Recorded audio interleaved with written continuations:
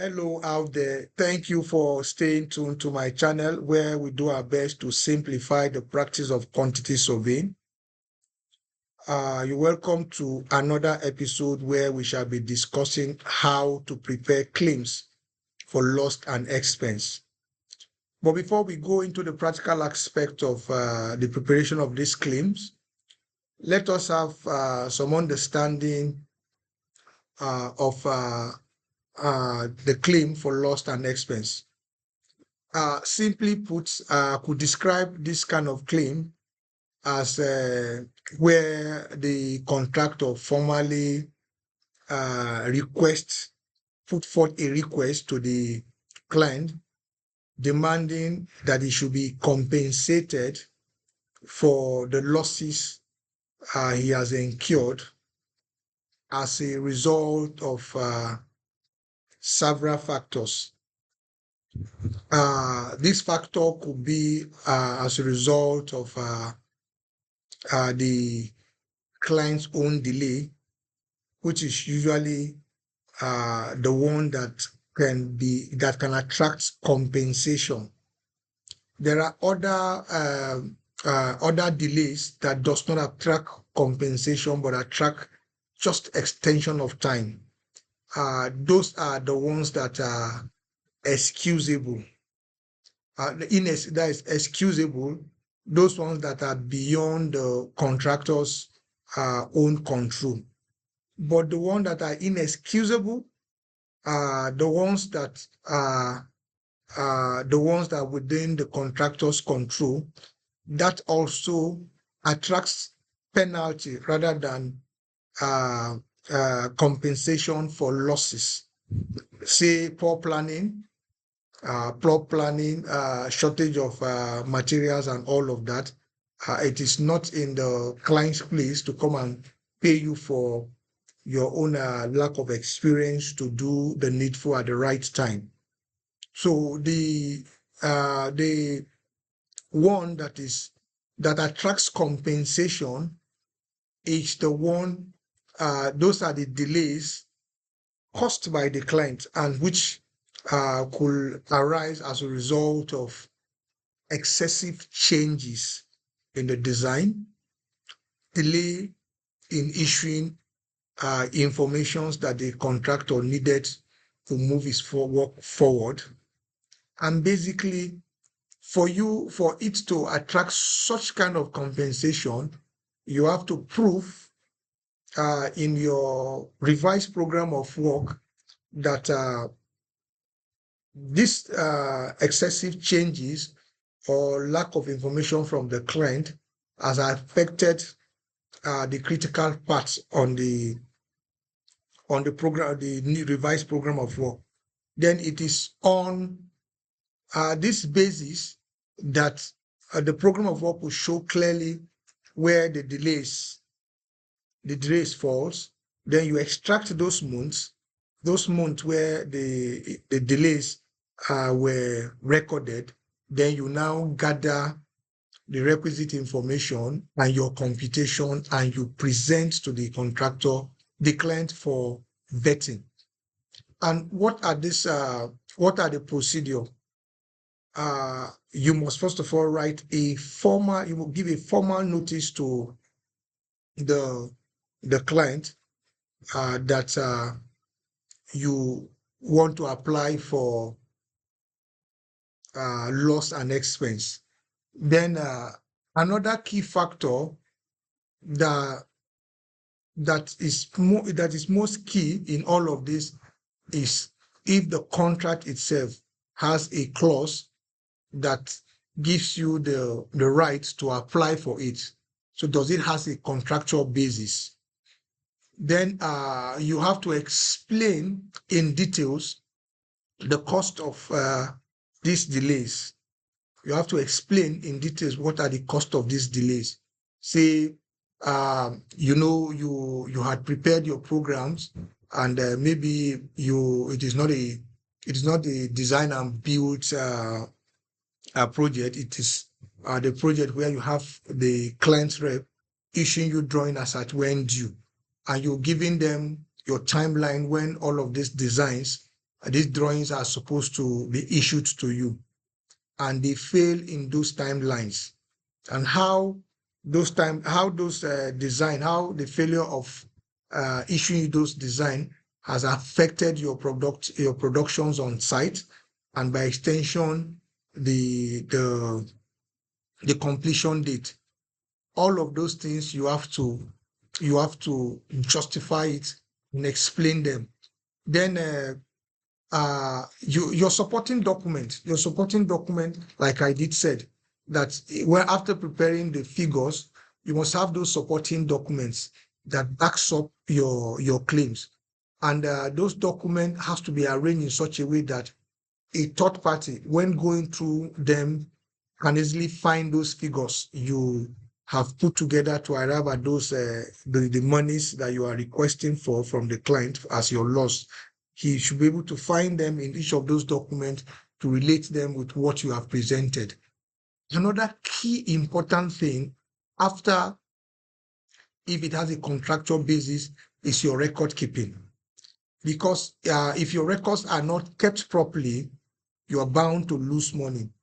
From the get-go of a site, there should be a site register that keeps all the entries to the site and the exits from the site, say when the equipments arrived and when they were taken out of the site, and the hours those equipment work daily, the consumption of the fuel for each of those equipment has to be kept in a proper way, so that it is from that document that whoever that is in charge of preparing this this claim document will go through and find all those equipments that actually work within those time in questions, those the months in questions.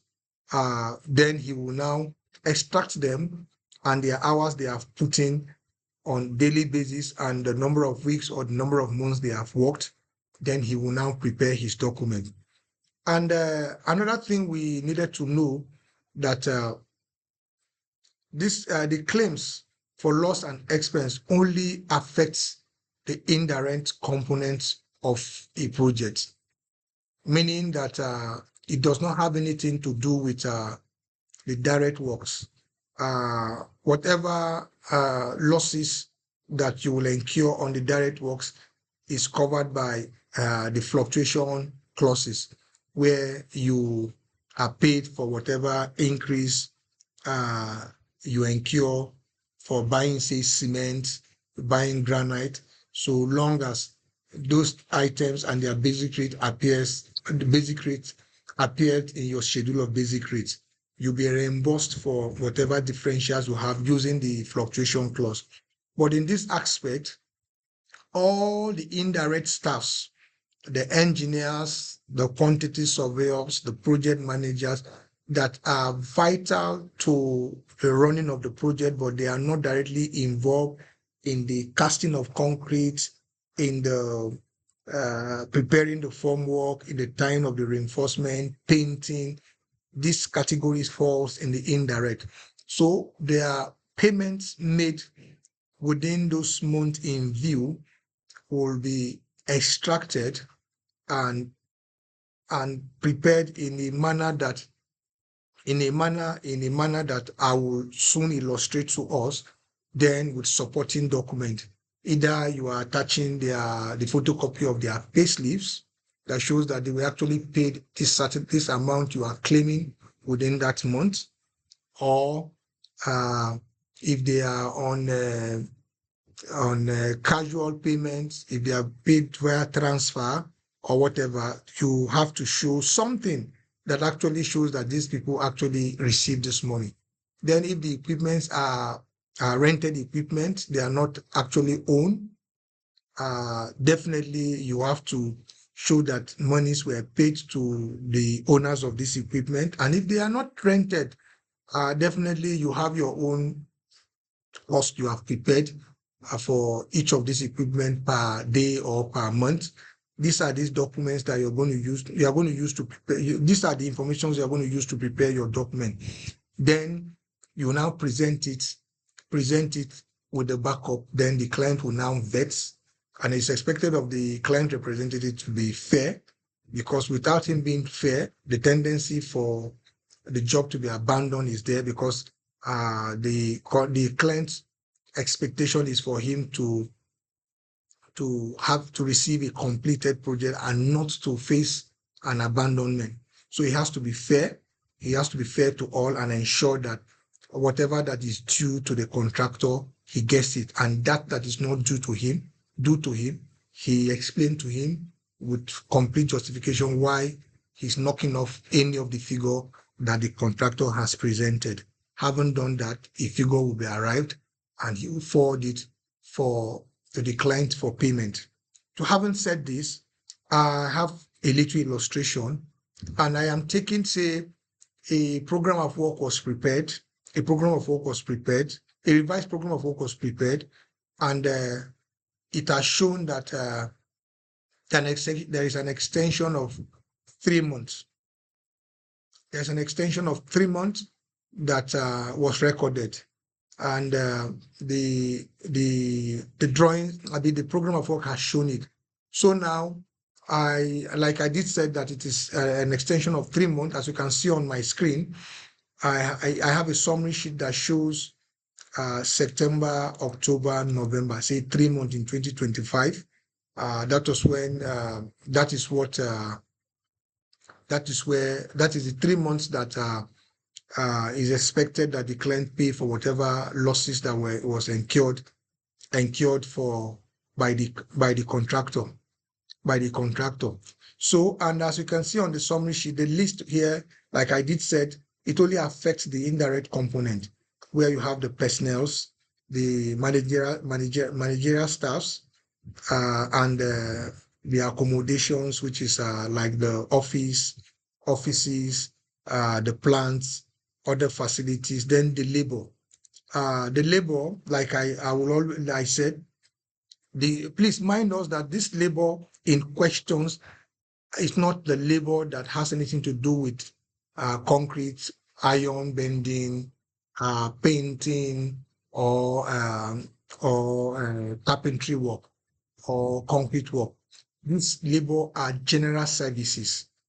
Those ones that are employed solely to serve everybody. Say like the plumber is on general services, the mechanical repairing the vehicle is on general services, the cleaner, the sweeper, the cleaner, the office cleaner, the coffee maker, they are all on general services. Then there are some masons too that will be employed and carpenters that are employed, and their job is just to ensure that the guide rails on each floors are kept properly, and ensure that the wooden guide rails are kept in a good condition at all times. Like the masons, maybe the toilet, the bedrooms are damaged, they needed to go fix it. So those are the kind of labors that we are talking about in this component. So they are not the direct works labor, because those ones, whatever increment, say, the government has approved for labor, that will be calculated separately and will be paid under fluctuation. So for this one, these are the ones that have to do, they are indirectly involved in the jobs that keep the site running.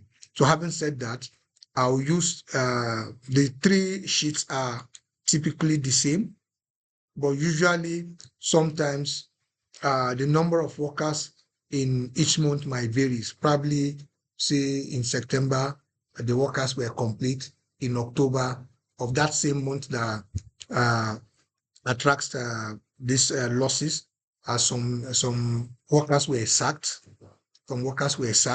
So you know that these workers cannot be the same. But I'm only just giving this explanation because I just want to use one sheet to explain and now tell us that it is applicable to all the sheet. So as you can see now, I have divided my, like I did say, the presentation has to be orderly in such a way that the third party can relate. Because say the management staffs, I guess they are, even in the payment system, they are probably in a different compartment, while the other junior staffs are in a different compartment. So what I did here now to say is that like the management staff, where we have the project manager, deputy project manager, and all the engineers, the quantity surveyors, site superintendent, nurse, design engineers, quality engineers, secretary, timekeepers, transport clerk, and all. These are all their monthly rates. And the numbers of the personnel on site were 11111. So, and the month is 1 month. So 1 multiplied by the amount gives you, multiplied by the rate gives you the amount for this month. Also for the site accommodation, you have the store containers, the antenna mask, security container, which is the porter cabin for the security to stay, the toilet container where you have the toilet inbuilt in a container, movable toilet in a container that is being paid for, and these are their monthly rates. Assume monthly rate.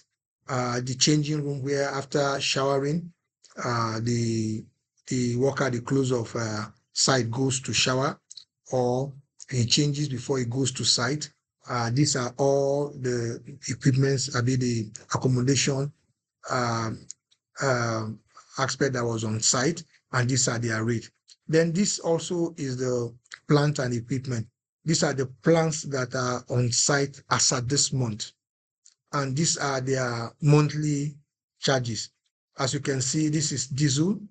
The total diesel that was consumed for all these plants was a 2,040 liters at 1,200 naira per liter.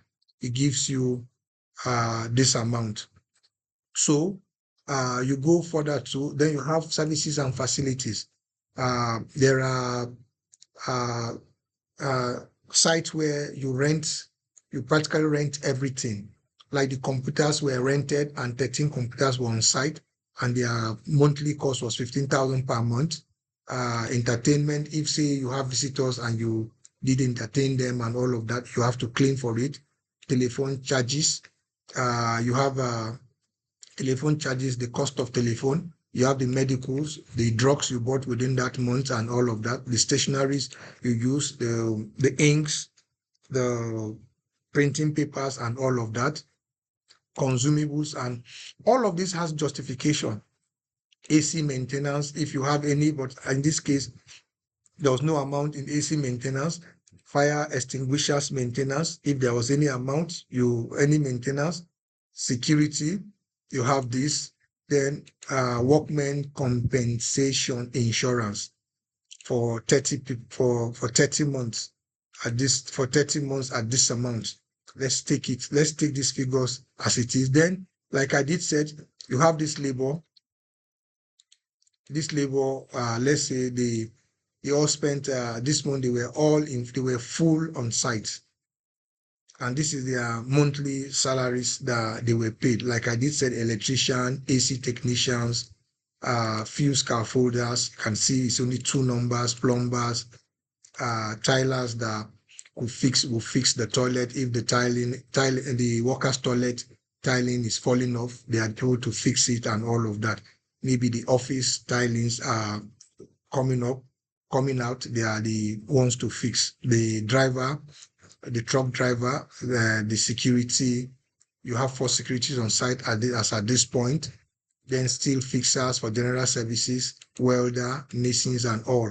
So also this sheet is replicated on October, November, and those things, if say in October, the project manager is not on site, or the project manager has left, he will not be paid for. Then maybe say on this October, say the cost controller is not on site, was not on site. I'm just making an illustration so that you show that it is not a uniform amount from each month to each month. So you have to present the exact amount and the personnel that were on site and their register, their booking card that shows that they were on site all through the month and the amount they were paid for that month and evidence. So after preparing this document in this manner and having the summary sheet, you print them, then you put the supporting document, which is vital because it is those supporting documents that I said it has to be arranged properly, that once the third party is looking at the document, you should be able to trace any of these figures, should be able to trace any of these figures where it's coming from. You should be able to trace this figure and relate them with this. Definitely has to go through this figure one after the other and relate with the evidence that they were actually paid. They were actually paid. So he relates with those documents and those evidences, and anyone that he cannot find the evidence, he takes it out, he asterisks it. Then after then, he will now prepare his own independent assessment to say this is what he can justifiably, that has justification, that might varies with this your 137 million you are presenting. He could present his own, and it could be 130 million. He could present his own. It could be 125 million. So long as he's been able to call you to come and ask pertinent questions for you to justify those things he has query on and you cannot justify them, is in the right place to knock them out and now come up with the appropriate figure, which he will now pass to the client for payment. So if I've been able to guide us to an extent how to prepare loss and expense, please give me a like, leave a comment on my page. Above all, if you're just watching it for the very first time, hit the likes button and keep your notification on for other episodes that are educative. Also, I've forgotten to discuss this. Like here, you have the loss for head office overhead. The head office services, say if you are a big company and you have different sites, the head office is not servicing just one site. The cost of those personnel at the head office will be spread across all the sites you have, and a percentage will be reached what will be charged for each site.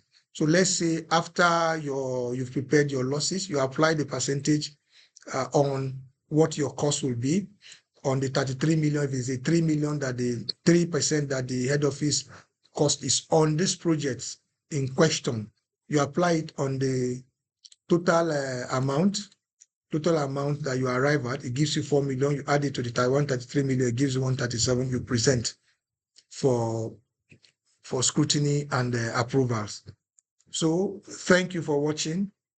Look out for other episodes that are coming, but please don't forget to share and also subscribe to keep us afloat and encourage us to be doing what we are doing.